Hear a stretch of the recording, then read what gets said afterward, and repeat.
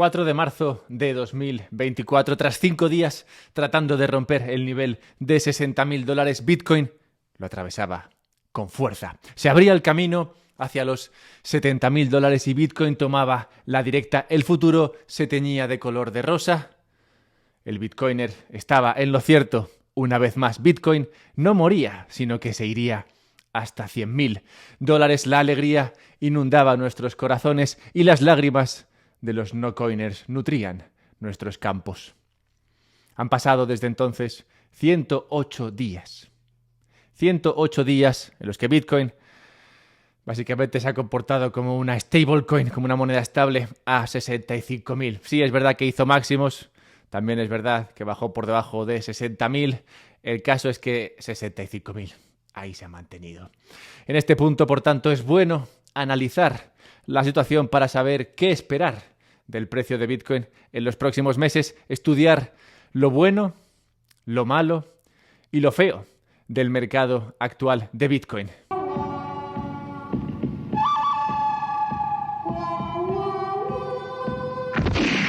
El mañanero de hoy, muy buenas, lo voy a dedicar, por tanto, a explorar métricas de todo tipo. Veremos mineros, veremos los ETFs, veremos el análisis en la cadena, veremos el precio, veremos todo tipo de métricas para entender el momento actual de Bitcoin en lo referente a su precio y tratar de hacer cábalas sobre qué puede pasar en las próximas semanas y meses. Como digo, dentro de este análisis hay cosas buenas, feas y malas. Así que seguro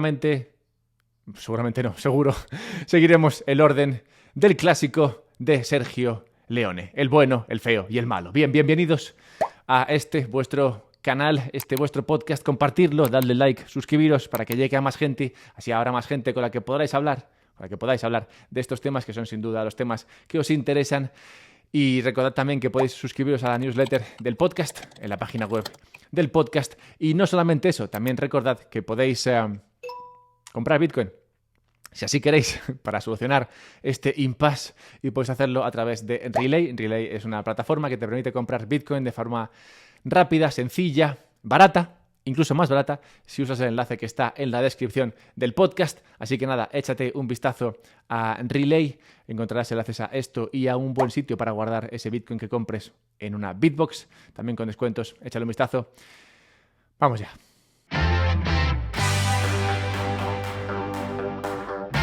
Comencemos por lo bueno.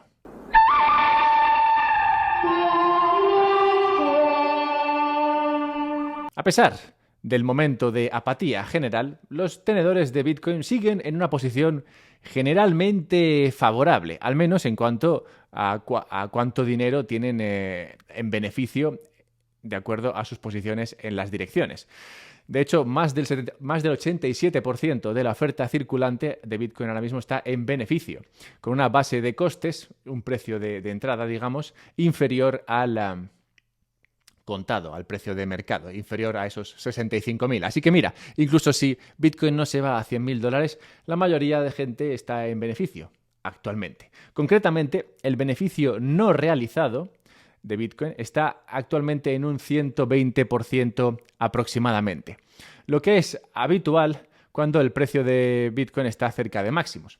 El ratio de valor de mercado, es decir, el precio que tú ves en el mercado todos los días, frente al coste base de todo el Bitcoin, el coste base es el precio al que las Bitcoin se han movido en la cadena, está por encima de lo que se conoce como la línea de base, lo que sugiere que seguimos en una tendencia alcista. Así que, oye, es verdad que no se va a 100, pero también es verdad que la cosa está medianamente bien. Además, sigue habiendo demanda por parte de los ETFs de Bitcoin. Una demanda que, si bien no es tan fuerte como la que se vio al principio de año, sigue ahí. Y es, como digo, una demanda que sigue ahí, pero que es claramente insuficiente como para sacar a Bitcoin del tedio. Estamos en una nueva ola de entradas de inversión por parte de gestores de fondos y demás a través de estos ETFs. Si bien, pues como el precio de Bitcoin ahora está mucho más alto de lo que estaba durante la primera ola, esa que vivimos entre febrero-marzo, el impacto de estas compras por parte de los ETFs en el precio de Bitcoin está siendo mucho mayor. Claro, si el precio de Bitcoin sube mucho, pues te da igual que entre el mismo número de dólares a comprar Bitcoin. Pues si el precio de Bitcoin está mucho más elevado ahora de lo que estaba hace 3 meses, cuando estaba, pues eso, 30, 40 mil, pues claramente te hacen falta más dólares para que el impacto en el precio de Bitcoin sea suficiente como para sacarlo de este rango. Pero, oye, sigue habiendo cierta demanda por parte de los ETFs. Además, no queda ahí, sino que la gestora de inversión Bernstein, una gestora que gestiona más allá de más de 800 millones de dólares, creo, dice que las entradas de dinero en los ETFs de Bitcoin podrían verse favorecidas por la entrada de nuevas instituciones que dentro de poco podrán comprar. Recuerda que cuando los ETFs se aprueban en Estados Unidos, eso no implica que desde el día 1 todo el mundo pueda comprar a través de sus brokers y a través de sus gestoras de inversión y a través de sus instituciones financieras estos ETFs de Bitcoin. Hay muchos que, a pesar de que el ETF de Bitcoin existe y se puede comprar, no lo ofrecen. Por ejemplo, Morgan Stanley no lo ofrecía, Vanguard no lo ofrece. Hay muchas gestoras y muchas instituciones, como digo, que a pesar de que el ETF existe, no lo compran porque no lo pueden comprar. Tienen que aprobar este activo antes de que sea invertible. Y dice Bernstein que dentro de poco muchas más tendrán este activo invertible. Algo que iría además en línea con mensajes que estamos viendo desde no otro lugar que la Casa Blanca. Unos mensajes que apuntan a que, a pesar del veto de Biden que finalmente hizo a la SAP 121, una normativa cuyo veto, mejor dicho, cubrimos aquí, y de hecho puedes encontrar el enlace a este vídeo en algún lugar, por aquí más o menos. Bueno, pues en ese vídeo cubría el impacto de esta SAP 121 que finalmente fue vetada por Biden. Pero a pesar de ese veto, la realidad nos apunta a que desde el Partido Demócrata parece que quieren apoyar Bitcoin y cripto en general, solo que no quieren que este apoyo parezca político, sino que quieren que venga de instituciones como la SEC. Así que, bueno, eso también sería positivo si sigue habiendo apoyo por parte de las instituciones políticas. Y finalmente, para cerrar lo bueno, podemos observar la correlación de Bitcoin con la liquidez que viene de la Reserva Federal, con la liquidez que viene del Banco Central Americano. Una correlación que sigue fuerte, una correlación que ya hemos tratado en otros mañaneros y que si se mantiene pronto podría empezar a dar alegrías, pues todo apunta a una recuperación de la liquidez en las próximas semanas. Todo eso está muy bien, pero veamos ahora lo feo.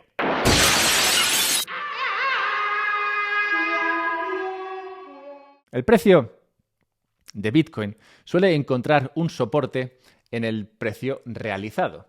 Ese precio realizado es el que hemos comentado antes, ese coste base de Bitcoin o el precio al que cada Bitcoin se ha movido en agregado. Bien, si vemos o si observamos solamente las Bitcoin que se han movido recientemente, es decir, no observamos el precio realizado de las Bitcoin que se han movido recientemente en los últimos meses, no el precio realizado de todas las Bitcoin que se han movido en toda la historia.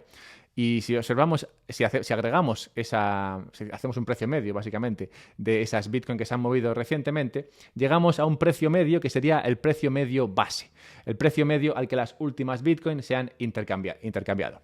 Ese nivel suele actuar de soporte porque los que compraron a ese precio, por ejemplo, imagínate que el precio medio está a 60.000, el precio medio realizado está a 60.000, pues los que compraron a ese precio tienen un coste medio base de 60.000 y están, por tanto, más preparados para comprar a ese precio, pues es su precio de entrada, o por debajo, pues entienden que por debajo sería un mejor precio todavía del precio al que entraron. Entonces, eso es algo que ocurre. Pero ¿qué pasa cuando eso no ocurre? ¿Qué pasa cuando el precio, cuando la línea negra, por ejemplo, en el gráfico que he compartido, no consigue rebotar en ese precio realizado a corto plazo? Pues entonces comienza una tendencia bajista. Y ahora mismo estaríamos cerca de que esa línea se rompiese y que, por tanto, pudiese comenzar una tendencia bajista. De hecho, si observamos lo que pasó en enero de 2018 y en enero de 2022, al final de esos últimos mercados alcistas, pues tanto en septiembre del 19 como en junio del 21 se observan dos correcciones dentro de lo que es un mercado alcista. Dos correcciones que se vieron anunciadas por esa rotura del precio medio base del corto plazo. Es verdad que en esos momentos el precio volvió a corregir y rompió de nuevo al alza, pero esa tendencia bajista se produjo cuando el precio rompió esa línea base. Y esto pinta feo porque, claro, si rompe, como está cerca de hacer, y no recupera, entonces eso podría ser el comienzo de un mercado bajista de otros tantos años y marcar el fin del sueño de los $100.000, lo cual sería muy triste. Y siguiendo con lo feo, en este mercado alcista, y este es un tema que me preocupa especialmente, en este mercado alcista no hay volatilidad en las direcciones pequeñas. ¿Qué quiere esto decir? Básicamente que los pequeñitos tenedores de Bitcoin, los pececillos, las gambitas, así es como se los conoce, pues no están haciendo nada con Bitcoin, no se están interesando nada por Bitcoin. Esos compradores que mantuvieron el precio cuando bajó de 30.000, esos compradores que estaban ahí día sí y día no, contra viento y marea, comprando Bitcoin, atesorando, moviendo Bitcoin, participando dentro de la blockchain de Bitcoin, esos han desaparecido. Y hombre, es normal cuando el precio sube, ¿no?, que haya menos interés por parte de los pequeños, pero en otros mercados alcistas sí que veíamos más movimiento en esas direcciones. Y ahora vemos cero. No están haciendo nada los pequeños. Esto se ve también en que el precio de Bitcoin no se mueve los fines de semana. No sé si te has fijado, pero el fin de semana el precio de Bitcoin está plano, como si no hubiese mercado. Esto quiere decir que solamente compran y solamente venden las instituciones. Y si no vemos interés de los pequeños, pues eso también podría ser preocupante. Y abordemos ahora lo malo.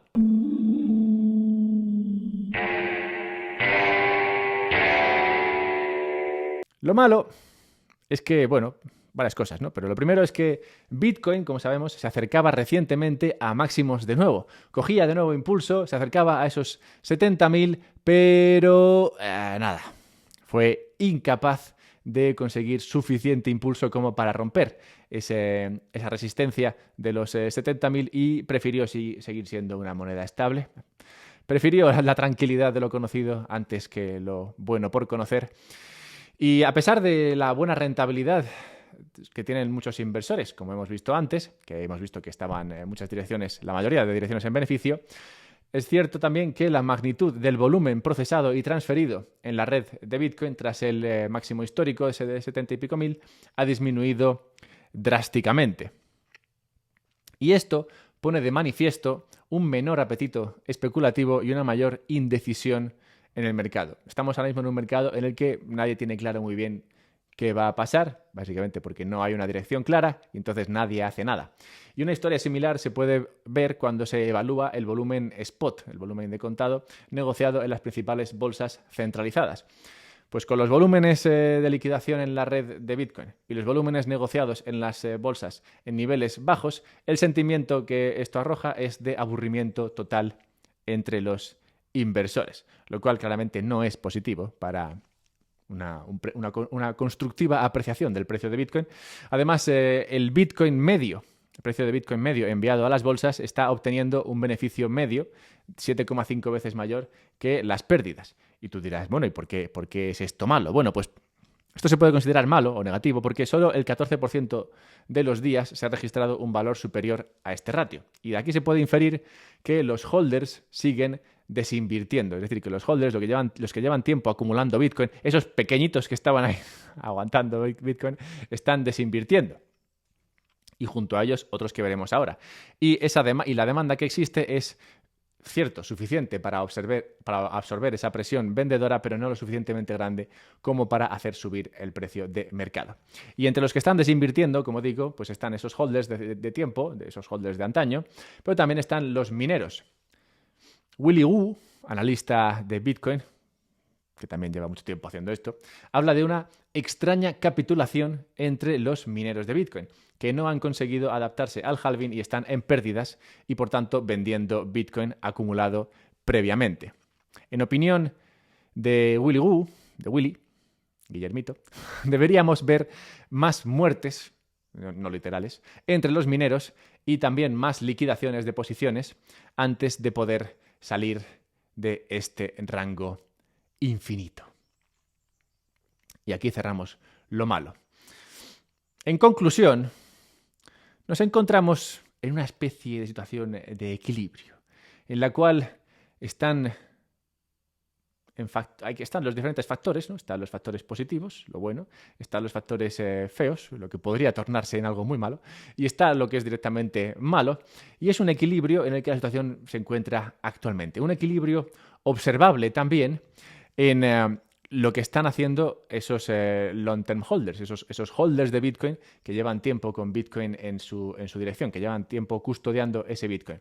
Y estos holders de antaño están mandando actualmente el 0,006% de sus tenencias de Bitcoin a las bolsas para moverlas, ¿no? para venderlas. Lo que sugiere que esta cohorte, la de los Bitcoiners de antaño, ha alcanzado un equilibrio, digamos, y no están dispuestos a este precio a hacer nada con su Bitcoin, lo cual implica que se necesitan precios más altos o más bajos para estimular nuevas acciones. Así, como dice Glassnode, parece haberse establecido un equilibrio tanto en la demanda como en la venta de Bitcoin, lo que se traduce en precios relativamente estables y una notable falta de volatilidad. Este estancamiento en el movimiento del mercado se traduce en cierto grado de aburrimiento, apatía e indecisión por parte de los inversores. Históricamente, esto sugiere que es necesario un movimiento decisivo de los precios en cualquier dirección para estimular la siguiente ronda de actividad del mercado. Es decir, algo inesperado, algo potente que despierte al mercado.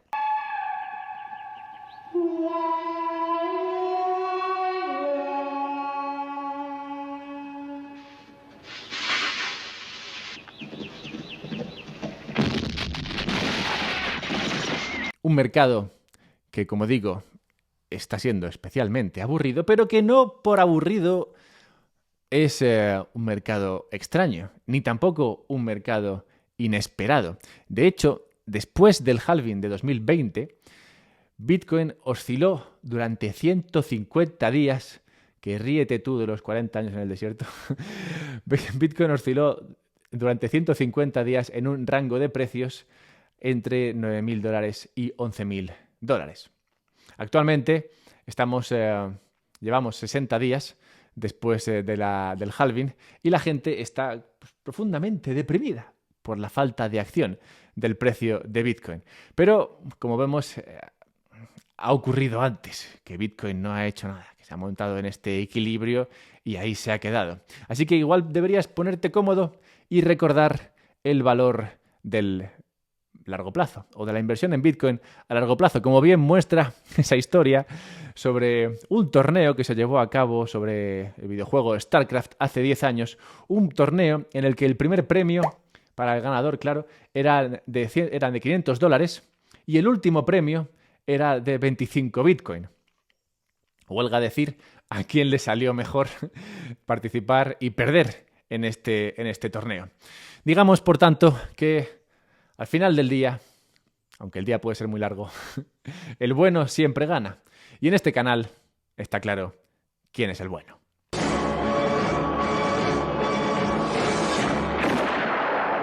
Bien, antes de cerrar con la necrológica, que claramente vendrá al caso, recordaros simplemente un par de cosas. Recordaros que podéis darle like, suscribiros y compartir. Y así este podcast, este canal llegará a más gente. Recordad también que podéis suscribiros a la newsletter y recibir así un mail mío los sábados, un mail en el que cubro cuestiones básicas de Bitcoin. Estoy ahora mismo planteándome entre 3 o 4 estudios cuál elegir, pero bueno, uno de ellos lo elegiré y uno de ellos publicaré y uno de ellos enviaré este sábado, así que si quieres recibirlo, pues nada, suscríbete en la newsletter. Esto lo puedes hacer a través de la página web del podcast.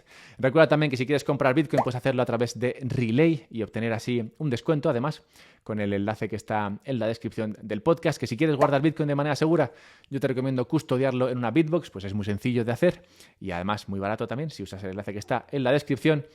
Y adentrémonos entonces en la necrológica, recordando la muerte en tal día como hoy de no otro que Andrew Sarris, quien la verdad no conocía de nada, pero he visto que murió hoy y he visto también que fue crítico de cine.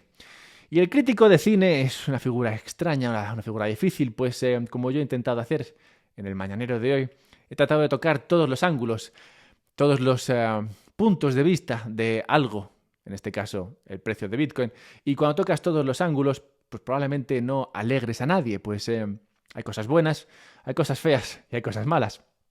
Pero bueno, confío en que al menos haya servido para instruir sobre esta difícil cuestión. Hala, mañana más.